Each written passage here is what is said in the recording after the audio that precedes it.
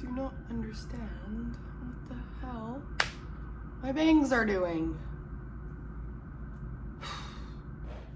Hi guys! Welcome back to another YouTube video. I'm filming super late. This is the latest I've ever filmed. Like, you can tell it's pretty dark. I'm just using like this window and then my ring light to get some light in here. But anyways, welcome back to another video, and welcome if you are new. My name is Rowena, and today we are talking about getting signed to an agency in 2021. So there's so much that I want to cover. Obviously, a lot of you know, everybody's industries have changed, especially the modeling industry within, 2020, 2021. Things have changed a lot. We're not yet in the norm. Casting calls have changed, the way girls apply have changed, the way they look at who they're gonna sign have changed, interacting with models have changed, castings have changed, jobs have changed. So many things are very different right now, and although the casting process and applying process is still, even though the applying process to an agency for somebody that isn't signed, trying to get signed is still similar, with the application, online application, there are a few things that have changed, and I think you can get noticed better in this day and time. So I have my little note thing so that I don't, miss out on anything. All right, guys, we are gonna begin. So the first thing I want to say is social media, obviously, so powerful. And just this year, it has become even more powerful. I mean, people are starting their online businesses, all the small businesses, little bake shops I've seen, jewelry companies. Obviously, people are always watching. If you guys do not know, when I first signed with my first ever agency in the US, it was Click. I was scouted on Instagram, and that's because my account was public. I had just posted a photo that I guess was pleasing, and it came up on the explore page, and that's how they found me. So social media is really important, and for you to get noticed on social media regarding to like Instagram, for example, you want to post consistently. And you want to post content that is interesting. And what I mean by that is you want to show a versatile content. I always tell the girls that I work with that you want to be able to post images that are selfies, that are natural, that are just your casual, your naked skin, with good lighting. You want to post a super fun, photo shoot image, that is like high end. You want to post a photo that is outside. You want to post a photo that is full body. You want to post a photo that is here and up. You want to post one smiling. You want to post one serious. So there's a lot that you need to put out there to just show, so when somebody opens up your Instagram, they can see you in all these different moods and in all these different ways and are immediately drawn to you. And that's what agents really look for. They want a girl that's able to show up hundreds of different facial expressions and mood and feelings within every image that they look at. So that is one of my first tips. Now, my next tip with Instagram is you want to try to be as natural as possible. Yes, I said photo shoot image, which means you might have a makeup artist, that's great, but you also don't want to show yourself completely 1,000,000% caked up. You don't want to have full-blown eyeshadow and mascara and eyeliner and red lips, and that is way too much, and it's just you're covering too much. Take a photo at maybe golden hour, or a beautiful lighting that's coming in through your window, maybe a light smile, maybe a serious, your skin just looking nice and fresh. You can definitely put some mascara on and blush and light stuff, but don't go over the top. You can definitely do that, and post that. So moving on to my next tips, the day that you do post that image, or generally when you post an image that you think an agency would want to see or would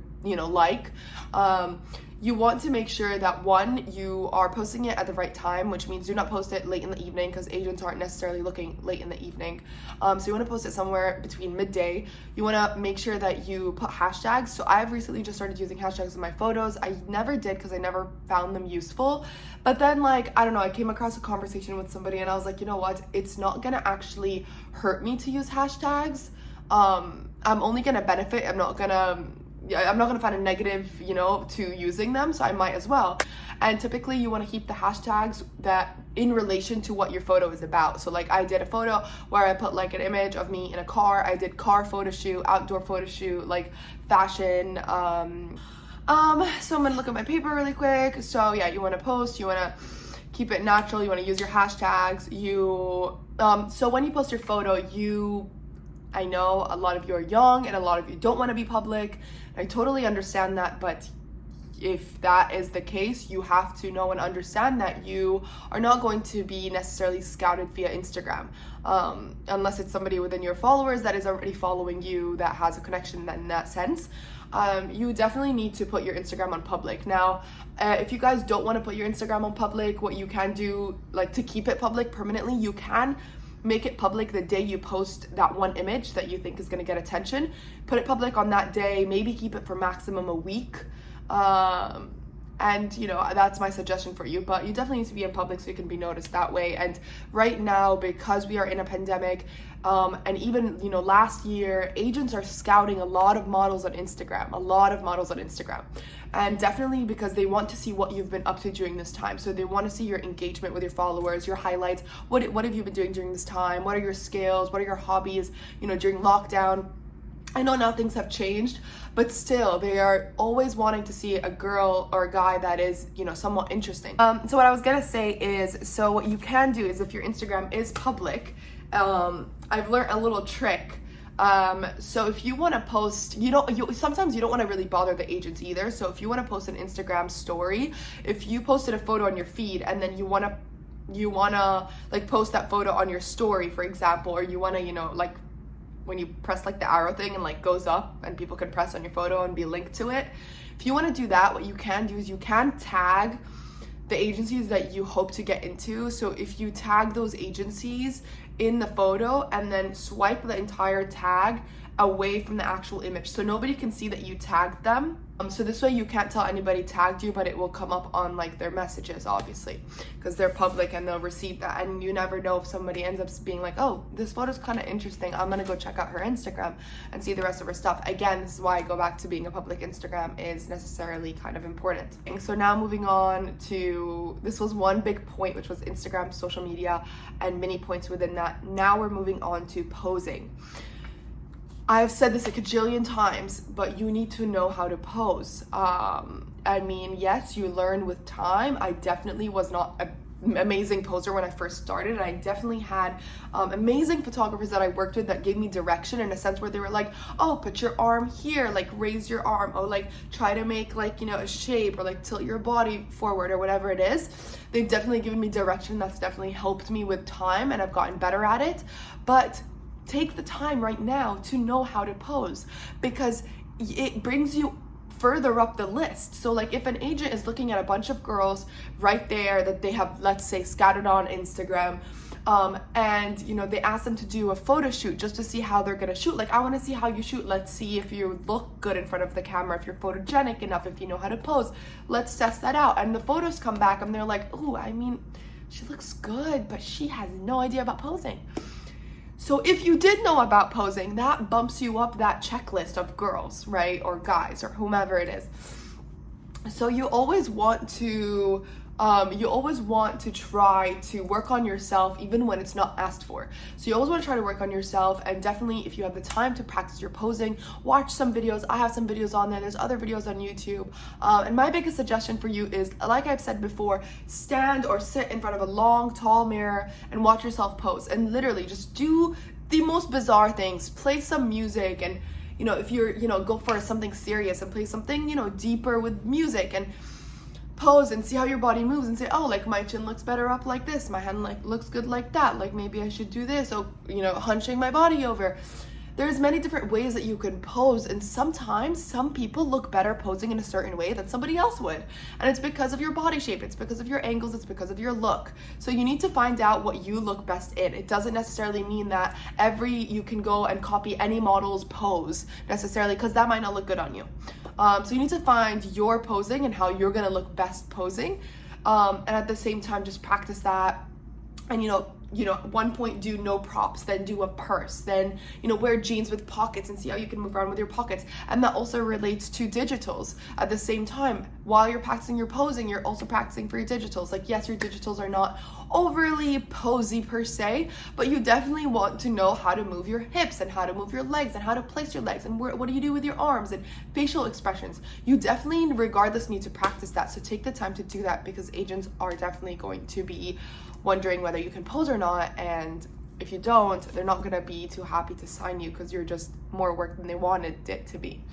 Okay, so then I have 2 last points. So now, obviously, as you guys know, open calls are not happening due to the pandemic. So a lot of agents have been holding either Zoom open calls, which means it's you and a couple of girls on there where they have actually like private meetings. So they probably host you all into the same room, but you don't get to meet each other, and then they bring you on one after the other, and you set up the Zoom with them, and that's where you meet with them, because obviously there's no in-person open calls. Now, 2 tips on that. 1, open calls are going to be up and running soon, so start practicing how you're going to talk, how you're going to present yourself, what you're going to wear, what you need to bring with you, props you need to bring with you. Those are very important to be overly prepared. To pause for a second, if you guys go on my website, I talk about this on my website. It's modelscoaching.com. If you guys head over there, I have private one-on-one classes, and in one of the packages, I believe it's the second package, we definitely talk about open calls and the props you need to bring in with you so you can be overly prepared and not look stupid when they say, oh, like, do you have this with you because we need you to put it on, and you're gonna be like, nobody told me to bring that. So sometimes they're not gonna have the time or the will to over prepare you for stuff. So you guys can sign up for that. I'd be happy to help you. But anyways, you need to be over prepared, so maybe try to do some Google researches, sign up for my classes, and so on. So over prepare for the time until open calls open up again, which will be fantastic, and then you guys can present yourself there. Now the next thing with Zoom, so since they are holding Zoom castings, and yes, you might be in a holding thing and then you come into the Zoom, immediately my tips for that is they want to know that you're able to figure out your lighting. Sit in front of a ring light, purchase a ring light. I have a ring light right here. It's super tiny. It was like $25. It's so good. I've used it everywhere. I can move it around. It has a little tripod stick thing. My phone attaches in it perfectly. So, figure out if you want to buy. I'll put that in the link in the bottom because it's honestly been really, really, really good. You need to figure out lighting, you need to figure out positioning of the camera, you need to figure out your background. You don't want to be sitting on your bed or like behind the clutter behind you. You don't want to be sitting in dark lighting. You want to know what you're going to say, what you're going to do. You also want to dress as if you are going to an open call, because on the Zoom call, it's an open call, and they're gonna want to see how you dress. Do you dress nice? Do you dress like a model? Are you professional? Are you wearing your heels, or are you in just like barefoot?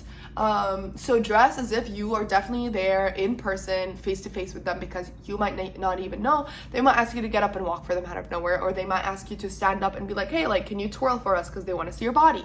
That happens in open calls, so you want to make sure that you are ready for that during these Zoom calls. That's just the life we're living in right now, so you might as well prep yourself, and you never know, because these things might now become very, very, very common in our life. Like for castings, like yes, I've been doing all castings on like Zoom and self-tapes and all that stuff, but some clients might love that and might never want to host another in-person casting because it's a struggle and it's too many people and you have to book a place and all that stuff. So adjust to it from now if you are looking to become a model, because these changes might happen and they might be permanent. The last thing I want to say is portfolio and experience. Again, you guys have a lot of time on your hands right now. Set up a photo shoot, do your own photo shoot, set up your own photo shoot, collaborate with some friends, get some photographer friends. They don't have to be necessarily amazing at their job, especially since you're starting off. You can definitely start with a friend, family friend, a photographer in your photography class, photographer in a photography class in your school that you don't actually take photography, but you can go up to that class and be like, hi guys, I want to ask for a favor, or whatever it is, or reach out via email. There's a lot of options. Obviously photographers, if you were to book a professional photographer online, it's going to cost you a lot of money. But it's always up to you. If you do book a professional photographer, that is to your benefit, because 1, they know what they're doing, 2, they're gonna help you with posing, 3, they're probably more inclined to get you a stylist and makeup and hair, which means you're more prepared. So you can definitely start off with like maybe one or 2 smaller shoots, and then maybe you would want to do that, see if you like it, get your foot in your door, get some experience, get some new images. Because when agencies start to look for models, they're gonna ask you, hey Rowena, like, have you ever done a photo shoot before? We would love to see how you photograph. Can you send some over? And you're gonna be like, I've never done a photo shoot before. But it's like, if you really want to be a model, you should be doing it for fun. You should be doing it for free. I mean, you should be doing it just because you love photographing yourself. You should be setting up your own photo shoots. So just not having anything to give to them is a bad sign on their half, and it just doesn't show that, you know, maybe you don't want it that bad. So it definitely gives you practice. It's definitely something I suggest that you guys do in the meantime, and it's something that can definitely help you get into these agencies and go higher up the list, just like I said. The paper is finished. I'm done talking. I feel like I talked for so long, but I am around like 17 minutes into this video, so it's not too bad. Probably some trimming I have to do. Yeah, guys, that's it. I hope this was really helpful. You know, a lot of things have changed obviously due to the pandemic, and sometimes we have to adjust to our surroundings. I'm not saying things won't go back to normal and agencies won't be having open calls anymore. I know a lot of you, like myself, are better at presenting themselves in person than on paper or through a computer. I'm just a more in-person, personable person. I'm just like I said person a lot. I'm just more of like an in-person person versus just like on the paper, sending an email, online application thing. So regardless, you still have to adjust to it, and it is what it is. Hopefully things will open up. But yeah, you guys got this. If you have any questions, please leave them in the comments below. I do want to ask you guys for a huge favor. I've been struggling a little bit trying to find what videos I need to focus on here, and what videos you guys really want, and what you feel you need right now with the modeling. Like, what do you want to see more of? I do have a couple of ideas. I will be filming them. But please do leave in the comments. Tell me exactly what you want and why you want it, and, you know, give some suggestions. And anybody else who's watching this and see a comment down below, and if you like a suggestion that was out there, like that, because I look at those too.